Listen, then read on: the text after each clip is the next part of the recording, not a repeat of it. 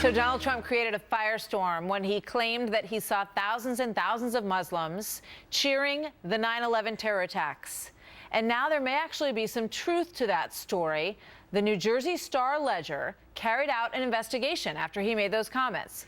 And they spoke to a police officer as well as dozens of other people who were there, saying, quote, "The inquiry found Trump's broad assertion that thousands of people cheered to be baseless. At the same time, the inquiry provides the first credible indication of at least two modest celebrations as described by on-the-record sources who say they witnessed the behavior."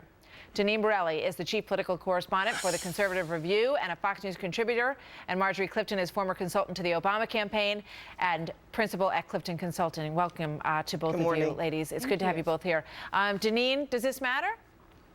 Well, listen, Trump at worst may have exaggerated the numbers, Martha, but based on the investigation, this was the truth. It did happen, and it's sad but true. You had these individuals who were celebrating the attacks that happened right here in New York City, and I was on the streets of New York that day when it happened, and I pray to God that nothing like that ever happens again. On the other hand, you have Hillary Clinton, who just flat out lies because she's trying to cover for her failed political career and to protect her political ambitions. Marjorie, what do you think about this investigation by the Star-Ledger? Because Donald Trump was roundly criticized for making these comments about people cheering, and yet we've heard, anecdotal evidence of it for some time in sporadic places around the city, and now these reports from these specific individuals in New Jersey.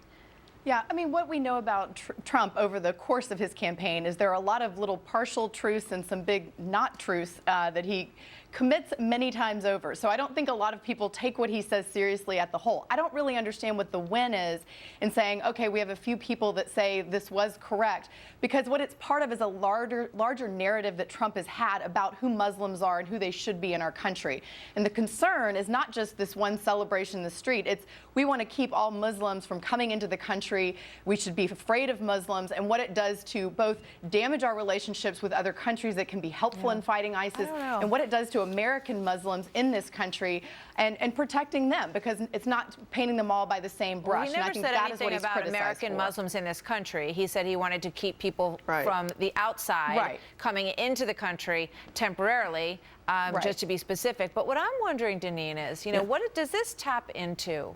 The amount of sort of disgruntlement that is out there, the numbers of people who may have feelings of support for some of these attackers. And do we need to be wide-eyed about that where it does exist? Well, we absolutely need to be aware of that, Martha. And this is a serious situation. This isn't a movie or a comic book. We have terrorists who want to harm and kill Americans. We don't know how many of these terrorists are here on our soil as we speak. We don't know what they're doing or what they're plotting. But we have these initiatives and programs they're basically using our laws against us, whether it's the visa program, whether it's the refugee settlement program, whether it's our immigration policies. They're all failing on many, many levels. And first and foremost, most important, government should be protecting Americans, American citizens, and not looking out for immigrants who are trying to come into our country and do us harm. All right, let's play a little bit of sound that's also getting some attention from this debate that happened on Saturday night. This is Hillary Clinton. He is becoming ISIS's best recruiter. They are going to people showing videos of Donald Trump insulting Islam and Muslims in order to recruit more radical jihadists. Well, investigation into that said that it's not true. Is Hillary Clinton once again guilty of talking about a video that is not relevant to the story here, Marjorie? Well, I think I would equate it to sort of half-truths like we saw with Trump. And so what they do know is that they have been using Trump's being incensed at Muslims to do recruitment and on Twitter and social media the video not being factually true. And again, I think this is more about philosophically, how do we approach ISIS? Because on both sides of the aisle, this is a concern. All Americans fear any kind of extremism on American soil. And I think it's more about what are the smart approaches to that. Again, not to disenfranchise good Muslim populations, people who are partnering, who do not want terrorism, and who are victims of Muslim extremists. Yeah, and how do we approach that? I mean, I really don't. I don't know where these people are who don't agree with what you just said, Marjorie. And the idea that, you know, some candidates are sort of brushed with this swath that they feel that way. That they're against, you know, good citizen Muslims in this country, I just think it is such a misnomer and so unfair.